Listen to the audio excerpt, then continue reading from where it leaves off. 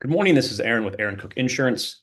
I'm a licensed insurance agent based out of the Indianapolis, Indiana area, and I specialize in Medicare, individual and family health plans, both on and off the marketplace, life insurance, small group benefits, and disability insurance. This is Navigating Medicare 2025. This is an adaptation of an in-person presentation done in collaboration with the Marion County Coalition on Aging. The Marion County Coalition on Aging, or MCOA, is a nonprofit organization that provides information and education about the resources and services available to our community as they age. Navigating Medicare was designed to help people who are either getting ready to move on to Medicare or who have recently transitioned onto Medicare, with a brief overview of how they will receive their health benefits now that they no longer have a dedicated HR team to guide them. This is a pivotal time for many people who, up until now, have not put much thought into how the Medicare system will work. It is an unfortunately confusing and complicated system, and I encourage everyone to speak with a local broker or agent to help answer any of the questions you may have. This presentation has been split into 4 parts to better manage the overall length of this presentation. In part 1, we're going to be looking at what Medicare is and is not, as well as what Medicare covers and does not cover. What is Medicare? Medicare is a federal health insurance program for eligible U.S. citizens and legal residents. It is an individual health insurance and funded in part by the taxes that we pay while we are working. It is not free, it is not a family health plan, and it is not the same as Social Security or Medicaid.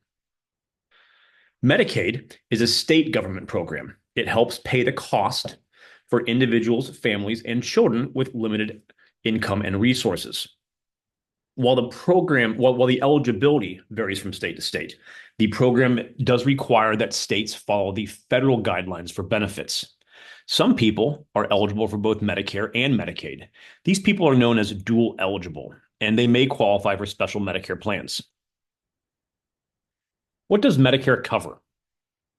Original Medicare has 2 parts. Part A, which covers the hospital and inpatient care, and Part B, which helps pay for doctor and outpatient care. Medicare Part A covers the hospital stay and inpatient care, including your hospital room and meals, the care you would receive in special units, such as the intensive units, prescription drugs and medical supplies, as well as lab test x-rays and medical equipment that you need during that inpatient stay. It'll cover operating rooms and recovery services, including the skilled nursing care that you receive. It will cover some blood transfusions, as well as hospice care. After qualified inpatient stays, you may be eligible for rehabilitation services or part-time skilled care if you are homebound. Part A, hospital insurance, is premium free if you or your spouse have worked and paid taxes for 10 years or longer. Your coverage cannot be denied, and the coverage is available nationwide, including at any qualified hospital in the U.S. Coverage and costs are per benefit period, which we'll talk a little bit more about later. You will need to be admitted as an inpatient, so not on observation status for Part A hospital insurance to kick in. So what is a benefit period? The first time during a calendar year that you are admitted into the hospital, your benefit period will start. You will pay a deductible of $1,632 for that benefit period. Once you have gotten all better and 60 days have passed, that benefit period ends. If you need to go to the hospital again that year, you will enter a new benefit period and pay the deductible again. With this system, it is possible to have a total of 5 benefit periods in 1 year for a total of $8,160 in deductibles. Now, additionally, for each day during a benefit period that you are admitted in the hospital, you will also have to pay a deductible. Now, this deductible also resets at the end of each benefit period. The cost of this deductible does range from $0 for days 1 through 60, up to $800 a day for days 91 through 50. The total cost for a single benefit period can be as much as $48,960. After days 150, the entire cost of that hospital stay falls on you, and Medicare will not help pay that cost. Let's look at Part B medical insurance.